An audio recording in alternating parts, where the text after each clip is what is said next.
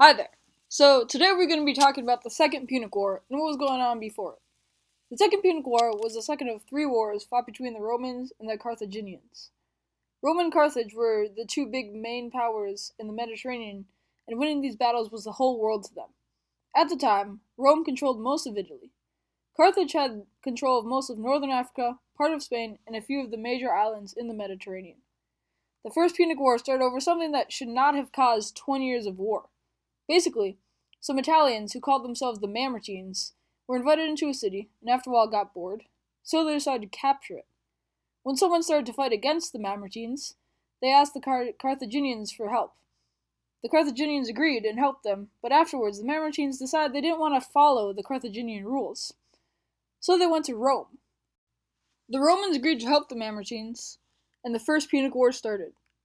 The First Punic War was basically the Romans building up their navy so that they could compete with Carthage. Carthage eventually backed out when Rome started winning at sea.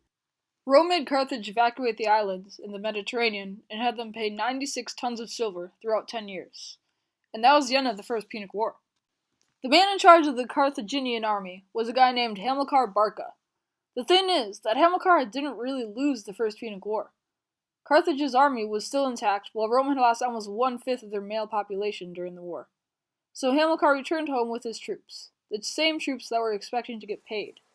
But with the war debt and the money they owed the Romans, they were in no position to be paying troops.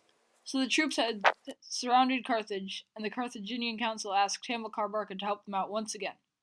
He did, and after defeating his own army, he started to build a new one. The thing is, Hamilcar was kind of mad at Carthage. He felt they had failed to give him the troops and resources he needed to win the First Punic War, and then humiliated him in front of Rome. Anyway, Hamilcar then moved his army to Spain, and then marked a huge area of Spain and claimed it for him and his family. The Carthage Council had not approved of this, but when Hamilcar started sending back silver that they had mined to pay off the war debts, they were fine with it. So Hamilcar now had his very own kingdom in Spain. He had just started a city called Barcino when he died. Historians don't really know how he died, and there are many guesses to what happened. One is that he drowned in the Jukar River, another is that he died in a melee of an attack on the Punic army. Anyway, after his death, Hamilcar's two sons, Hannibal and Hasdrubal, took over. Hasdrubal ruled over the Carthage army for a while, but was eventually assassinated. One important thing that he did was make a treaty with Rome that marked a boundary line between the two empires, the Ebro River. The Romans got north of the Ebro, and the Carthaginians got south. So Hasdrubal was assassinated, and Hannibal was left as leader. There was a city in the new Carthage territory called Saguntum that was an ally of Rome.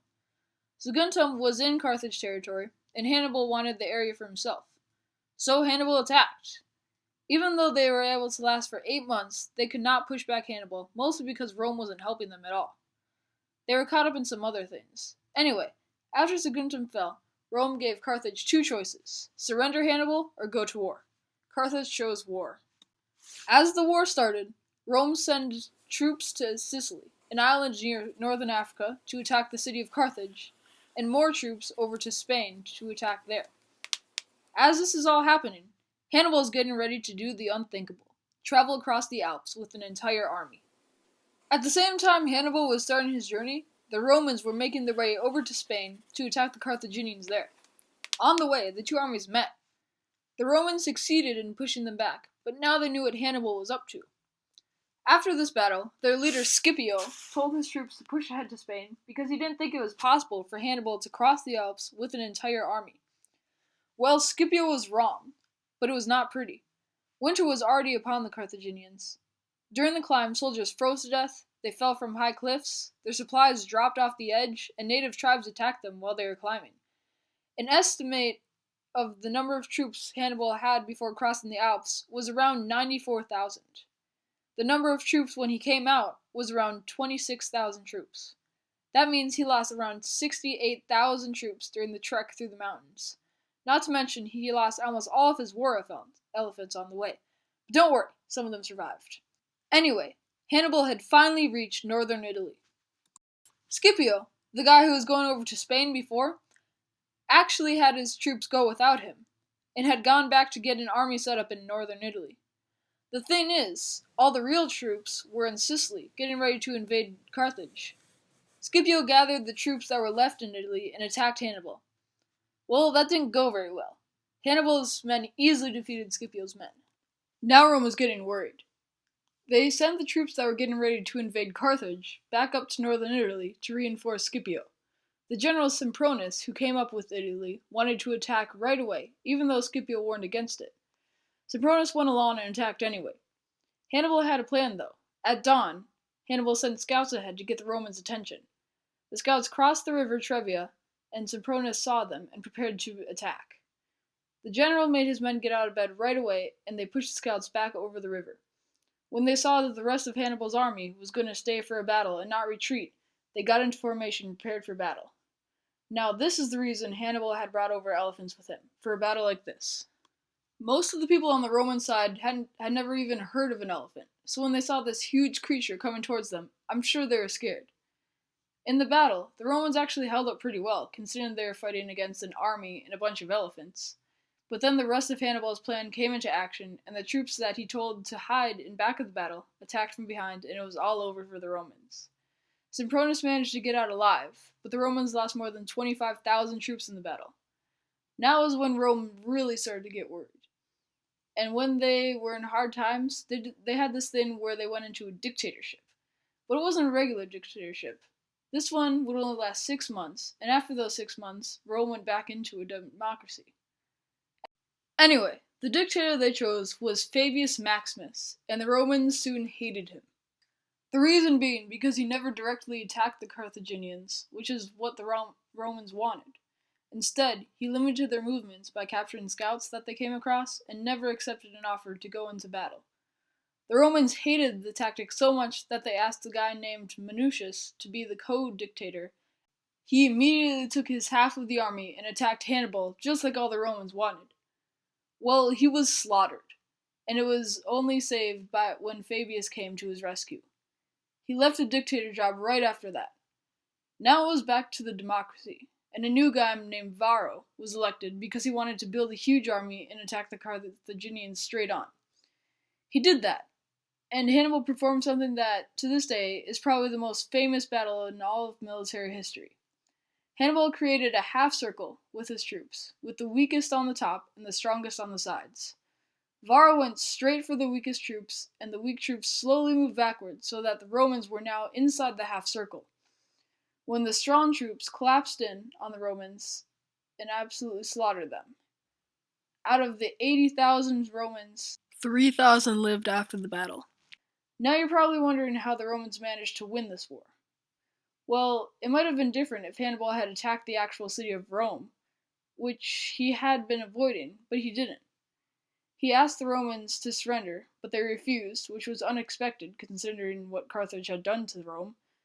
But let's talk about what's going on in other places. Carthage troops were sent to Sicily by the city of Carthage, but these troops probably could have been used elsewhere. Those troops were defeated in Sicily, so it was kind of pointless to send them there. But remember when that group of soldiers from Rome was going over to Spain? Well, at first they were winning some battles, but then they were overcome by the troops in Spain.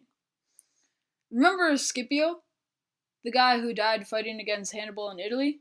Well, his son asked the Roman council if he could go to Spain to attack Carthaginians there, and they let him, mostly because they thought it was a suicide mission. Well, Scipio's son was also named Scipio, actually won a battle at the city of Carthago Nova. He got the supplies he needed and eventually beat Hasdrubal, Hannibal's brother's army. Scipio had won over Spain. After their defeat, Hasdrubal took the rest of his army over the Alps to join Hannibal and to attack Carthage. The problem for the Romans was that their armies were split on different sides of Italy, so the army in the south moved up and joined the army in North Italy. They attacked Hasdrubal before he reached Hannibal, and Hasdrubal died fighting for Carthage. After their victory in Italy, Rome was going to attack Carthage.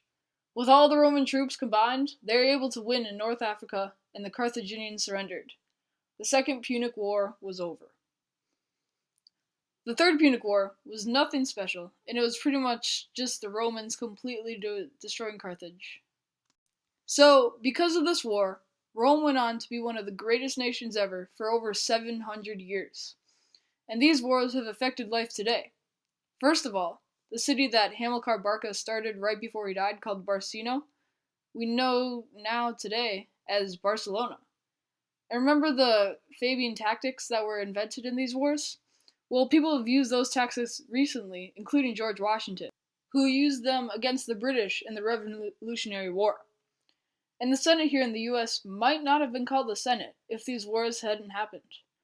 Well, now you know all about the Punic Wars. Thanks for watching.